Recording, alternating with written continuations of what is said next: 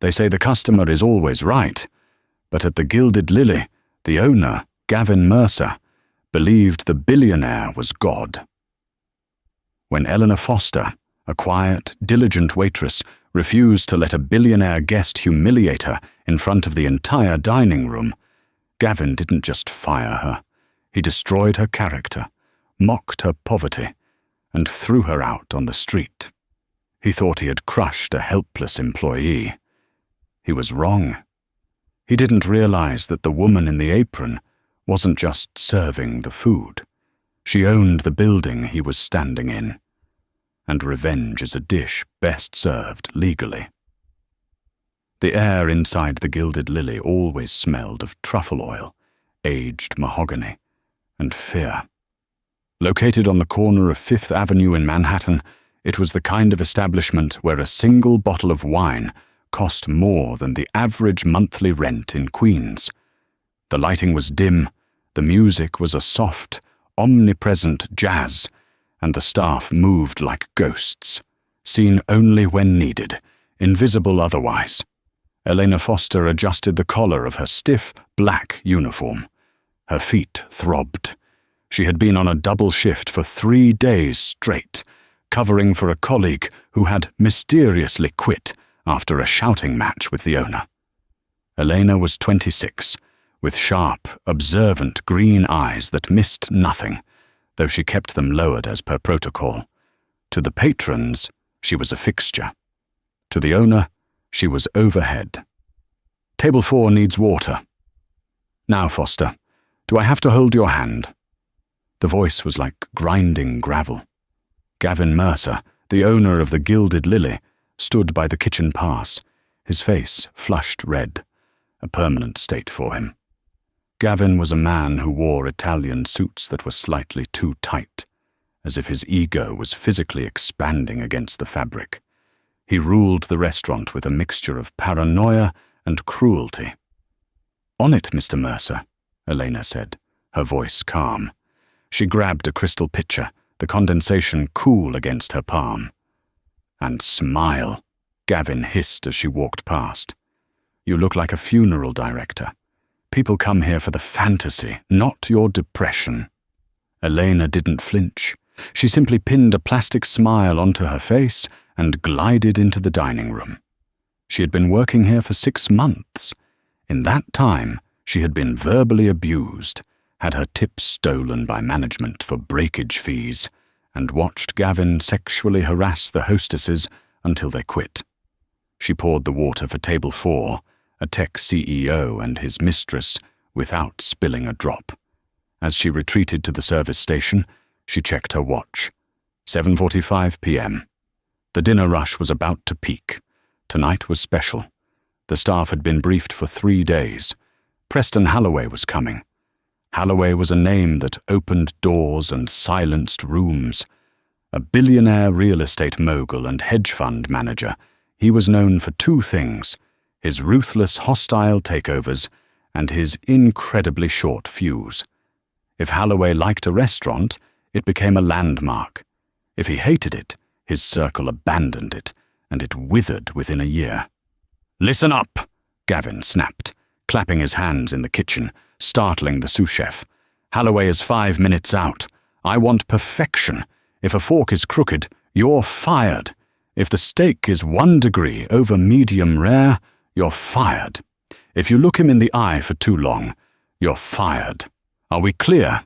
"Yes, chef," the kitchen staff chorused. "Yes, Mr. Mercer," the waitstaff murmured. Elena stood in the back, polishing a wine glass. She knew Preston Holloway. Not personally, of course, but she knew his type. She also knew something Gavin didn't. She knew the specific clause in the commercial lease agreement regarding conduct unbecoming of a tenant, and she knew that Holloway's presence usually led to chaos. The heavy oak doors swung open. The hostess, a terrified girl named Sarah, froze. Preston Holloway walked in. He was a tall man, silver-haired, wearing a tuxedo as if he were born in it. He was flanked by 2 younger men, associates or bodyguards, it was hard to tell, and a woman who looked bored. Gavin practically sprinted across the dining room, his demeanor shifting from tyrant to sycophant in a split second. "Mr. Holloway, an honor, a true honor," Gavin gushed, bowing slightly. "We have the chef's table prepared, or perhaps the private alcove." Holloway didn't look at him. He looked at the room, sniffing the air as if checking for rot. "The alcove. I don't want to be stared at by tourists." "Right away, sir." "Right away." Gavin snapped his fingers at the staff. "Foster, you're on Holloway's table. Don't mess this up." Elena felt a pit in her stomach. Being assigned the VIP table was usually a reward. With Gavin, it was a trap. If it went well, Gavin took the credit. If it went wrong, Elena took the fall. She grabbed the menus and followed the procession to the private alcove, a semicircular booth upholstered in velvet, separated from the main floor by heavy curtains. "Water," Holloway barked as he sat down. "Sparkling, and bring the sommelier. I don't want the house swill." "Immediately, sir," Elena said softly. The night began as a high-wire act. Elena moved with precision. She presented the specials, she poured the San Pellegrino, she cleared the appetizers. But the tension in the alcove was palpable. Holloway was in a foul mood. He berated his associates for a failed merger, swore loudly, and sent back his soup because it was tepid. It was steaming. Gavin hovered near the curtain, sweating, watching Elena like a hawk. Every time she came out, he grabbed her arm. "Is he happy? Is he smiling? He's eating, Mr. Mercer. That's not an answer. Make him happy." By the time the main courses arrived, Elena was exhausted. She carried the heavy tray, a ribeye for Holloway, rack of lamb for the lady, and sea bass for the associates. She set the ribeye down in front of Holloway. "Careful," Holloway snapped, though she hadn't touched him. "That sauce better not be from a packet." "It is a reduction made in-house, sir. Takes 48 hours. Elena recited the script. Holloway cut into the steak. He chewed, frowned, and then spat the meat into his napkin. The table went silent. "Garbage," Holloway announced. He looked up at Elena, his eyes cold and predatory. "You call this medium rare? This is raw. A cow could still walk on this leg." Elena looked at the steak. It was a perfect medium rare, pink in the center, warm. It was exactly what he had ordered. "I can have the chef fire up a new one immediately, sir," Elena said professionally. "I don't want a new one," Holloway sneered. He picked up his wine glass, a 1998 Chateau Lafite that cost $4,000 a bottle. He swirled it. "And this wine, it's corked. It tastes like vinegar."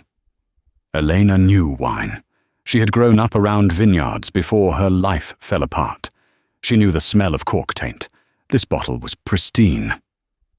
"Sir," Elena said, her voice steady, "I opened that bottle myself at the table. The cork was intact, and the aroma is consistent with the vintage. Perhaps, are you correcting me?" Holloway's voice raised an octave. The curtain ripped open. Gavin Mercer burst in. He had been listening. "Mr. Holloway, is there a problem?" Gavin asked, his voice trembling.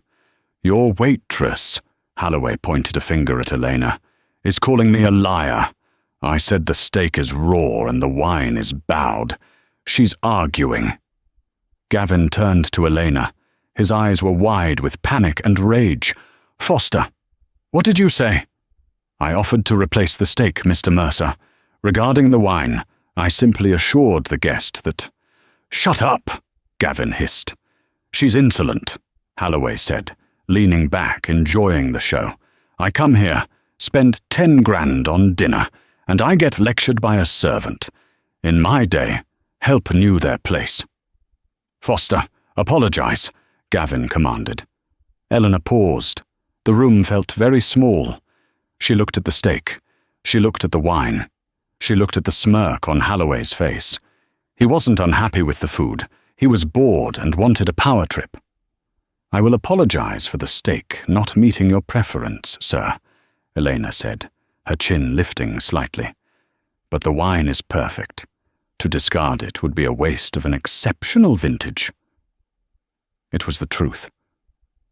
But in the hospitality industry, the truth is a firing offense. Holloway slammed his hand on the table, rattling the silverware. "Get her out of my face, Mercer, or I buy this building and turn it into a parking lot."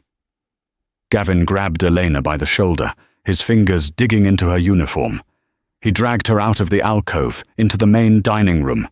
Every head turned. The music seemed to stop. "You stupid, arrogant girl," Gavin shouted, not caring who heard. "You talk back to Preston Holloway. Do you know who he is?" "He was wrong, Gavin," Elena said, dropping the formal "Mr. Mercer. "He's bullying the staff because he can." "He pays your salary," Gavin screamed. He pointed to the front door. "You're done! Fired! Get out! Now!" "My shift ends in an hour. I have to close my tables," Elena said calmly. "You don't have tables anymore. You have nothing," Gavin sneered. He reached into his pocket, pulled out a wad of cash, small bills, and threw them at her. They fluttered to the floor like dead leaves. "There's your pay. Take it and get out. If I see you near this building again, I'll call the cops and tell them you stole from the register." The restaurant was dead silent. A couple at a nearby table looked horrified. The hostess was crying near the podium. Elena stood still. She looked at the money on the floor. She didn't bend down to pick it up. "You're making a mistake, Gavin," she said quietly. "The only mistake I made was hiring a nobody like you," Gavin spat. "Go back to whatever trailer park you crawled out of." Elena nodded slowly. She reached behind her back and untied her apron. She folded it neatly and placed it on the nearest empty table. "Goodbye, Gavin," she said. She turned and walked out the front door, head high, leaving the money on the floor. As the heavy door clicked shut behind her, Gavin turned to the dining room, smoothing his jacket. "Apologies, everyone.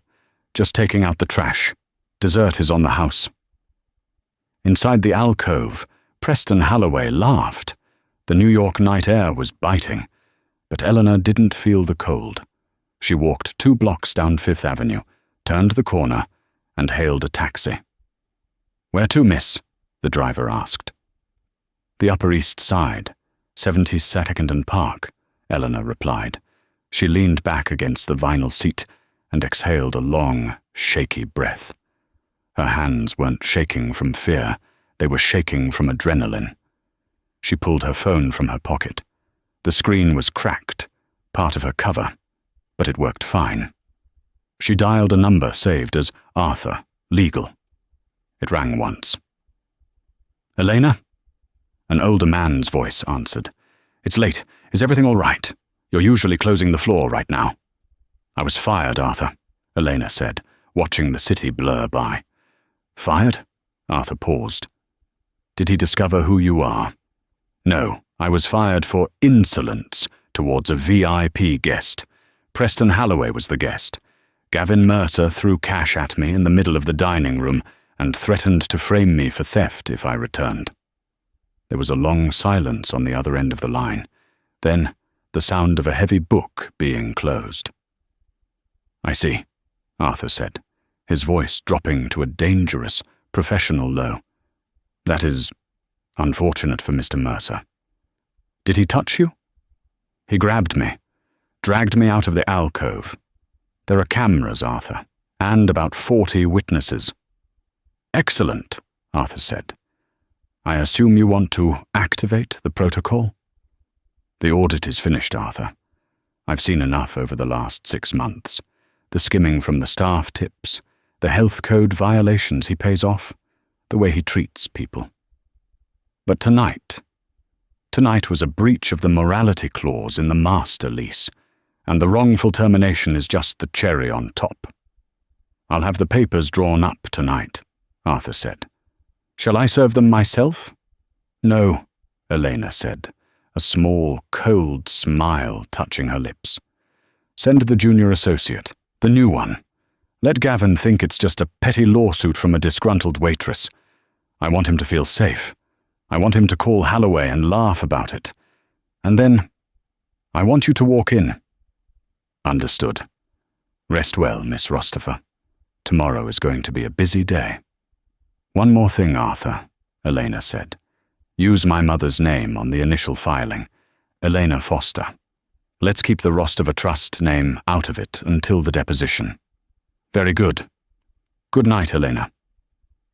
The taxi pulled up to a limestone townhouse with a doorman standing guard.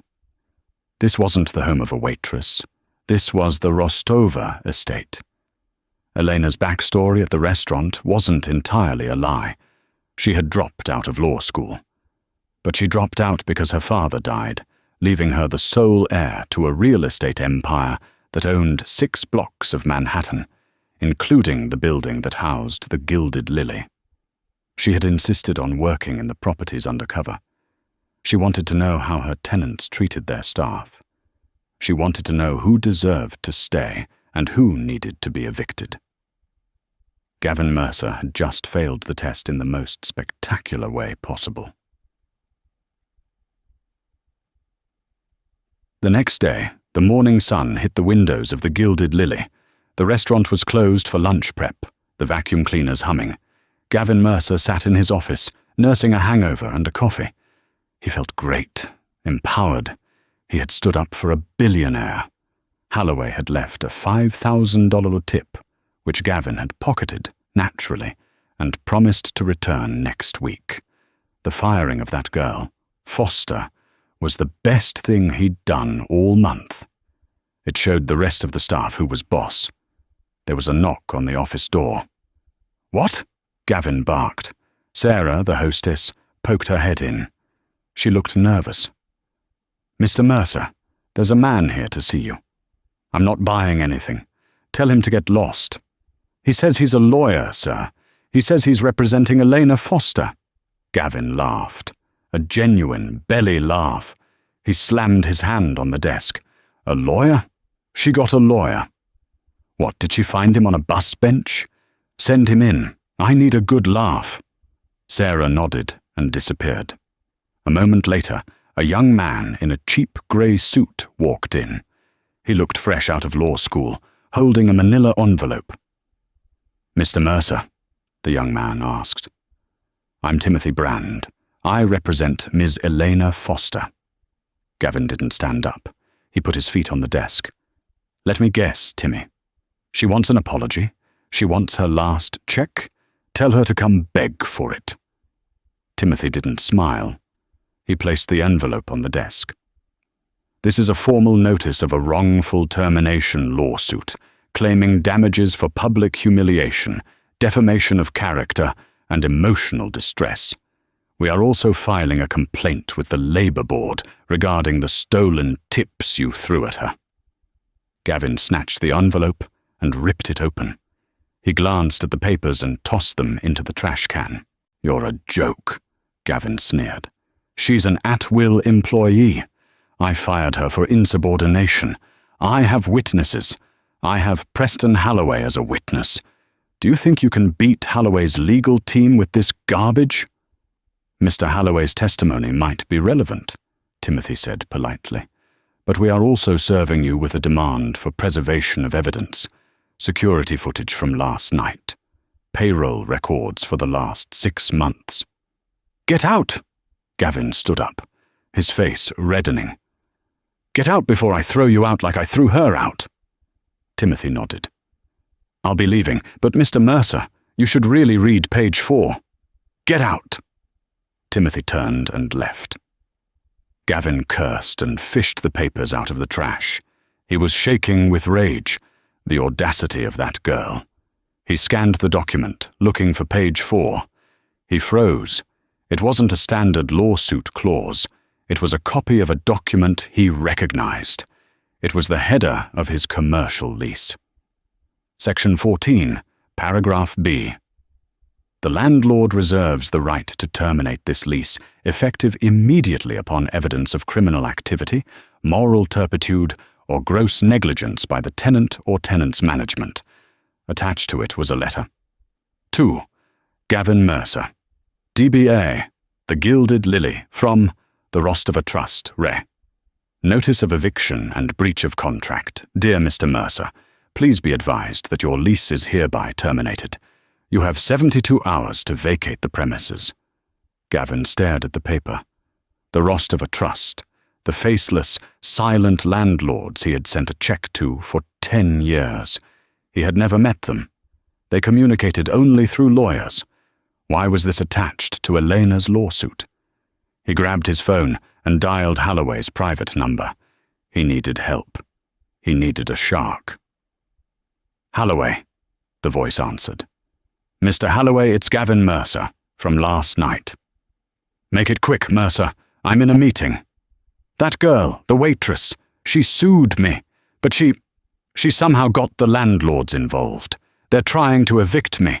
I need your legal team to scare them off. You saw what she did. You can vouch for me. There was a pause on the line. Who is the landlord? Holloway asked.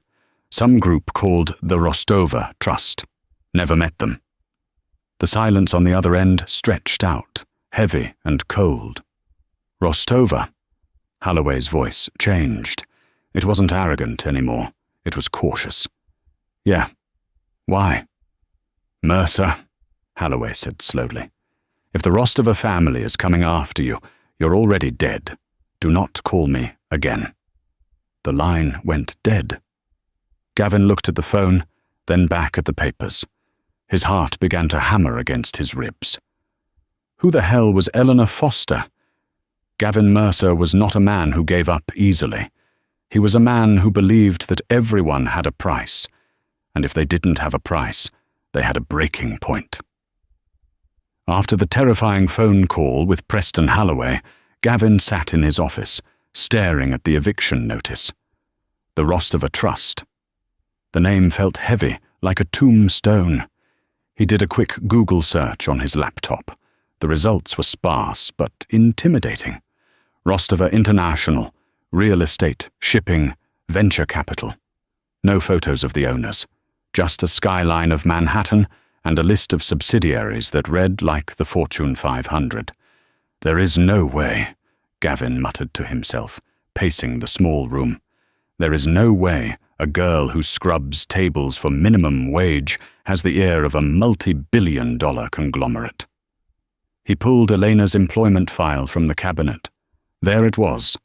Elena Foster. Address: 4B, 112 Henderson Street, Bronx. He sneered. Henderson Street was a notoriously rough area. It was a place where dreams went to die, not where heiresses lived. She's scamming me, Gavin concluded. She found some ambulance-chasing lawyer who forged a letterhead to scare me into a settlement. She wants $5 grand. Maybe 10. I'll give her nothing. He grabbed his coat. He wasn't going to wait for the lawyers. He was going to handle this the old-fashioned way. Intimidation. Gavin drove his leased Porsche Cayenne to the Bronx. He parked 2 blocks away from Henderson Street because he was afraid to leave the car unattended in front of the peeling, graffiti-covered tenement building that matched the address in the file. He climbed the stairs to 4B. The hallway smelled of boiled cabbage and stale cigarettes. He banged on the door. "Foster, open up!" After a long pause, the door cracked open. Elena stood there. She wasn't wearing her uniform or the sleek business attire she wore at the Rostova mansion. She was wearing oversized sweatpants and a faded t-shirt. Her hair was messy. She looked tired. It was a perfect disguise, and Gavin bought it hook, line, and sinker. "Mr. Mercer?" Elena asked, her voice trembling slightly. "What are you doing here?" Gavin pushed the door open and stepped inside, uninvited. The apartment was tiny, a single mattress on the floor, a hot plate, a table with one wobbly leg. It was the picture of abject poverty. Gavin looked around and laughed. The sound was harsh in the small room. "So this is it, huh?" Gavin gestured to the peeling wallpaper. "This is the headquarters of the Rostova Trust?" Elena wrapped her arms around herself. "Please leave. My lawyer said I shouldn't talk to you." "Your lawyer?" Gavin mocked, stepping closer to her. He loomed over her, using his height to intimidate. "You mean that kid in the cheap suit? You think a forged letter is going to scare me, Elena? I know people. I know Preston Holloway." "The letter isn't forged," Elena said quietly. "You broke the lease, Gavin." "I broke nothing," Gavin shouted, making her flinch. "I run a world-class establishment. You are a clumsy waitress who insulted a billionaire. You're lucky I didn't sue you for damages." He reached into his pocket and pulled out an envelope. It contained 2,000 lolas in cash. "Look, I'm a generous guy," Gavin said, his voice dripping with false sympathy. "I know you're hurting. I know you need this job, but you can't come back. So here's the deal. You take this $2,000. You sign a paper saying you made everything up. The harassment, the tip stealing, all of it. And you disappear." Elena looked at the envelope. "You're trying to bribe me?" "I'm trying to help you," Gavin hissed. "Because if you push this, I will destroy you. I will make sure every restaurant in New York knows you're a thief and a liar. You'll never work in this town again. You'll starve in this rat hole." Elena looked up at him.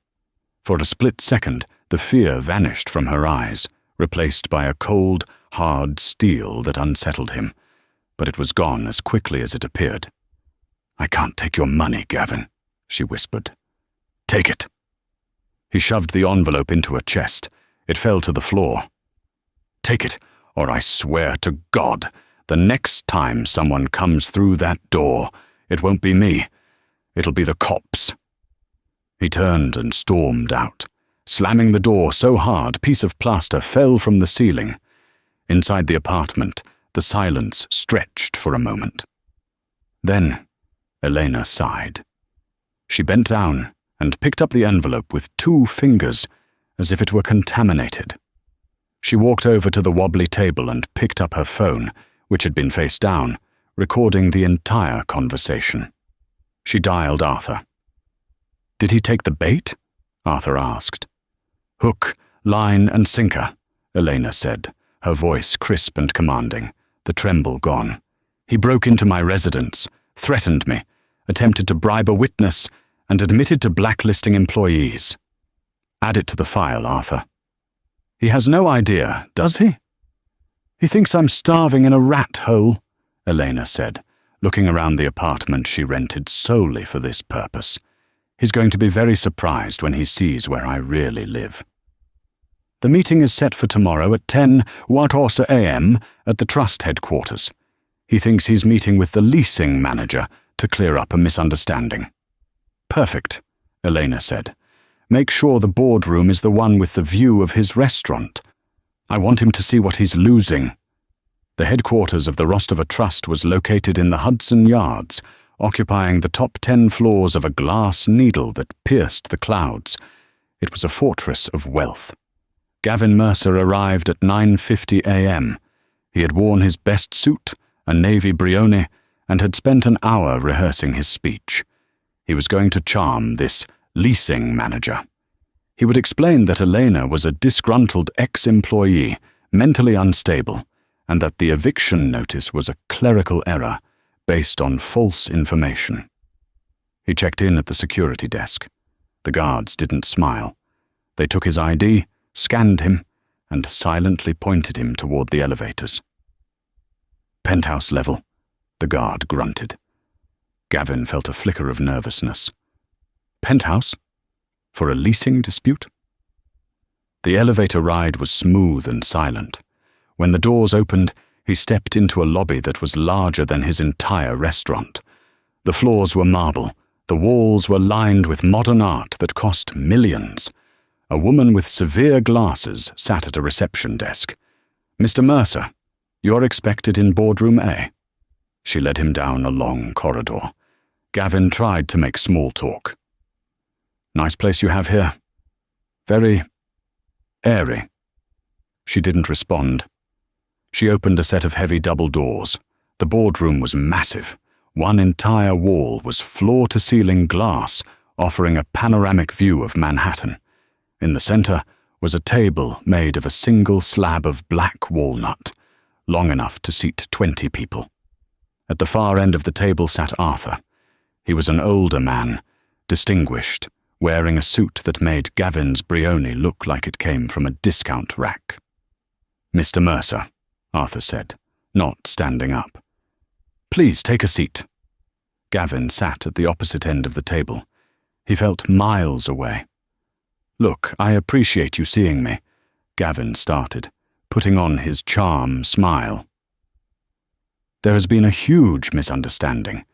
I received a letter from your firm attached to a frivolous lawsuit from a former waitress. I just want to clear the air. My restaurant, the Gilded Lily, is a staple of the neighborhood. We have impeccable standards." "We are aware of your standards," Arthur said dryly, shuffling some papers. "Then you know that this eviction threat is ridiculous," Gavin laughed nervously. "I mean, surely the Rostova Trust doesn't evict successful tenants because a waitress got her feelings hurt." "We evict tenants who violate the core values of our company," Arthur said, "and who violate the law." "There was no violation of law," Gavin insisted. "It's he said, she said." "Actually," Arthur said, "we have the recording from yesterday." Gavin froze. "What?" "The recording of you entering Ms. Foster's apartment, threatening her, and attempting to bribe her to drop a lawsuit. That is a felony, Mr. Mercer. Witness tampering." Gavin's mouth went dry. "That? She recorded that? That's illegal. She entrapped me." "New York is a one-party consent state," Arthur said calmly. "It is perfectly legal. Who are you people?" Gavin stood up, angry now. "Why do you care so much about one waitress? Is she sleeping with you? Is that it?" Arthur's eyes went cold. "I would be very careful with your next words, Mr. Mercer. The chairwoman has arrived." The doors behind Arthur opened.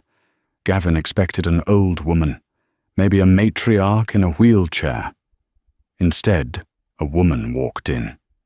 She was wearing a tailored white power suit that accentuated her stature. She wore 4-inch Christian Louboutin heels that clicked rhythmically against the floor. Her hair, which he had only ever seen pulled back in a messy bun, was now cascading in sleek waves over her shoulders. She wore diamonds in her ears that caught the light. But it was the face. The face was undeniable. It was Eleanor. Gavin stared. His brain couldn't process the image. He blinked, expecting the hallucination to end. She didn't look at the floor. She didn't hunch her shoulders. She walked to the head of the table, pulled out the chair, and sat down. She looked at Gavin with a gaze so piercing it felt like she was dissecting him. "Hello, Gavin," she said. Her voice wasn't the soft, subservient murmur of the waitress. It was the voice of someone who owned the sky. "Elena?" Gavin whispered. What are you doing there? Get up! You can't be in here." "Mr. Mercer," Arthur said sharply, "you are addressing Ms. Elena Rostova, the sole beneficiary of the Rostova Trust, and the owner of the building you are currently occupying." Gavin slumped into his chair. The air left his lungs. "Rostova?" he choked out. You're the landlord." "I am," Elena said. She clasped her hands on the table. "And for the last 6 months, I have also been your employee. I wanted to see how you ran my property. I wanted to see if you were worthy of the lease renewal." She opened a folder in front of her. "I watched you scream at busboys for dropping spoons. I watched you skim 15% off the top of the tip pool to pay for your car lease.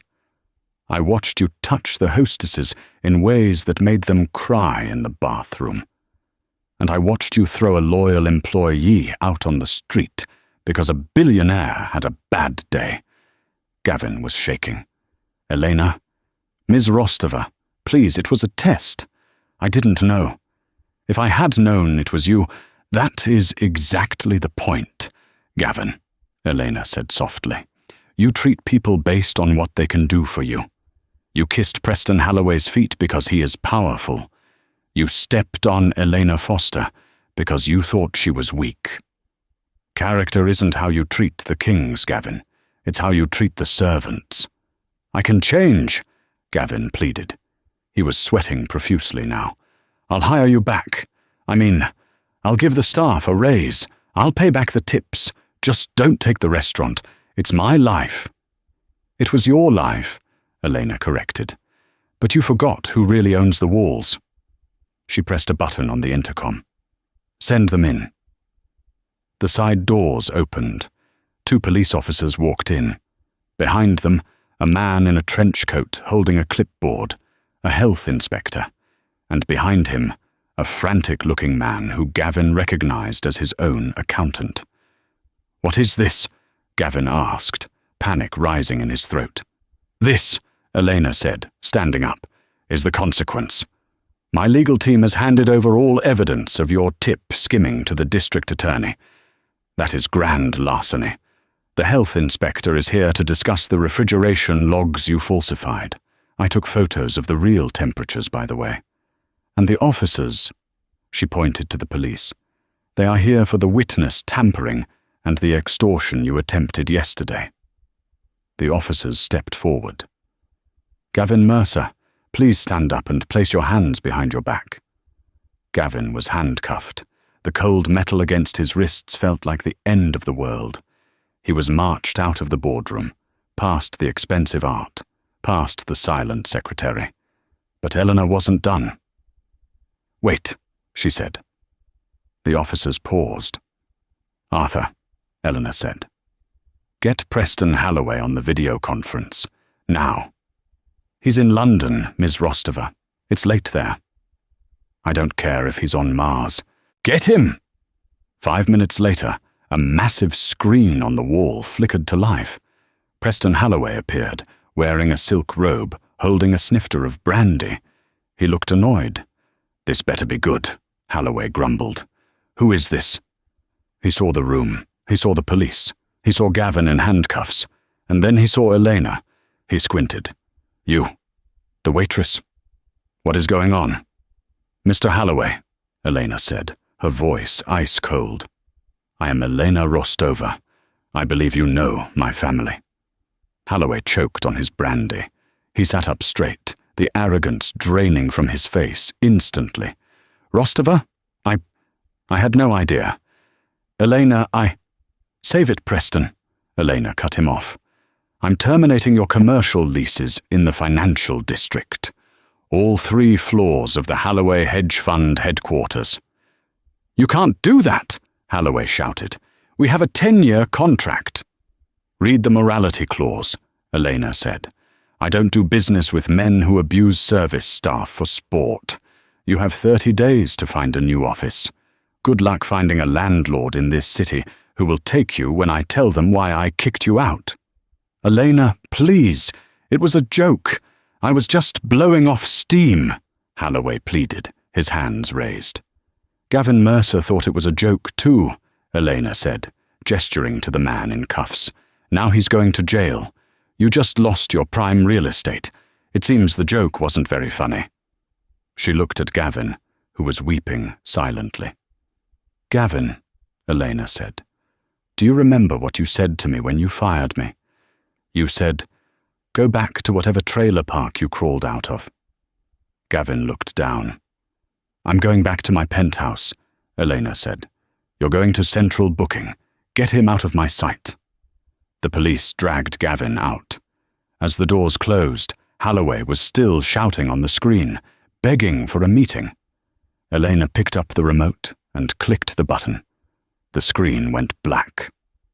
The room was silent. Elena sat back down. Her hands were shaking slightly. It wasn't fear anymore. It was the release of 6 months of anger. Arthur poured her a glass of water. That was effective, Arthur said. It's not over, Elena said. We dismantled the tyrant. Now we have to save the kingdom." "The restaurant?" Arthur asked. "It will close without a manager. The staff will be out of jobs." "No," Elena said. "That's the next step. The staff suffered the most. They deserve the reward. We're not closing the Gilded Lily. We're rebranding it." "Rebranding?" "Yes." Elena smiled for the first time that day. "And I know exactly who is going to run it." The news of Gavin Mercer's arrest hit the Gilded Lily like a bomb. By 4:00 p.m. that same day, the restaurant was in chaos. The doors were locked, but the staff was huddled inside the main dining room. Rumors flew faster than orders during a dinner rush. "I heard the feds took him," said Marco, the sous chef, wiping his hands on a rag. "I heard it was tax fraud, or maybe trafficking." "I heard he killed someone," whispered Sarah, the hostess, her eyes red from crying. "What about us? If Gavin is gone, the restaurant closes. I have rent due on Tuesday. I can't lose this job."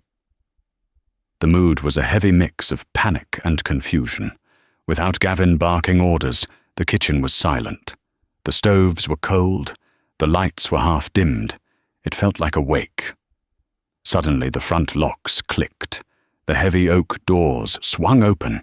The staff froze. They expected the police to come back. They expected a liquidator to come in and start tagging the furniture. Instead, Eleanor walked in. She was still wearing her power suit from the boardroom, the white fabric glowing in the dim light. Behind her walked Arthur, carrying a briefcase, and two men in suits who looked like security but carried themselves like assistants. "Elena," Sarah gasped, stepping forward. You came back." "But Gavin said—" Sarah stopped. She looked at Elena's clothes. She looked at the shoes. She looked at the way Elena held her head, not downcast, but high, regal. This wasn't the waitress who cleared breadcrumbs. "Who are you?" Marco asked, stepping out from the kitchen line. Elena walked to the center of the room. She stood exactly where Gavin had stood when he threw the money at her. "I'm the owner," Elena said, her voice projecting clearly to the back of the kitchen. A murmur went through the crowd. "The owner?" Marco scoffed. "Gavin owns this place. You're a server. You got fired last night." "Gavin Mercer was a tenant," Elena corrected. "He leased the space. He leased the brand. And he abused the privilege. As of this morning, his lease has been terminated for criminal misconduct. The Gilded Lily is under new management." She gestured to Arthur. Arthur stepped forward and placed a stack of papers on the nearest table. "My name is Arthur Pendleton, legal counsel for the Rostova Trust," Arthur announced. "Ms. Rostova, whom you know as Eleanor, is the chairwoman of the trust. She has been working undercover for 6 months to audit the operations of this establishment." Silence. Absolute, stunned silence. Sarah's jaw dropped. The dishwasher, a young guy named Leo, looked like he was about to faint. You're a billionaire," Sarah whispered. "And you let me borrow $10 for lunch last week?" Elena smiled softly. "I wanted to know who my friends were, Sarah, and I wanted to know who the good people were." Elena looked around the room.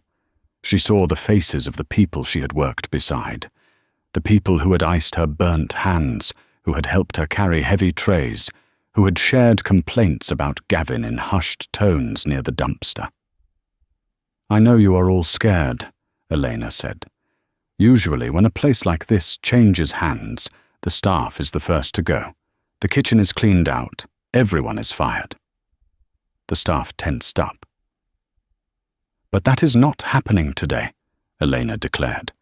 She walked over to the table and picked up a packet of papers. "I know that Gavin stole your tips. I have the ledger. Every cent he took will be repaid to you, with interest, from his seized assets. My lawyers are filing the claim on your behalf today." A collective gasp. Some of the waitstaff started crying. I know that the kitchen AC has been broken for 2 years, and Gavin refused to fix it because it was too expensive, Elena continued, looking at Marco. A repair crew will be here tomorrow morning to install a new central cooling system.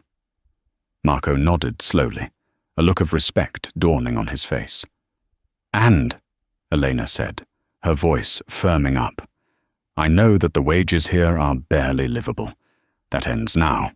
Effective immediately, the base hourly rate for all non-tipped staff is raised by 20%. For tipped staff, we are instituting a profit-sharing model. If the restaurant does well, you do well. You are not servants. You are partners. The room erupted. It wasn't cheering. It was a release of tension so palpable the air seemed to vibrate. People hugged. Sarah ran forward and hugged Eleanor, forgetting the expensive suit, burying her face in Eleanor's shoulder. Thank you, Sarah sobbed. Thank you. Eleanor hugged her back. You stood up for me when he was screaming, Sarah. I don't forget that. Eleanor pulled back and looked at the group. But there are conditions. I cannot run this restaurant. I have a company to manage.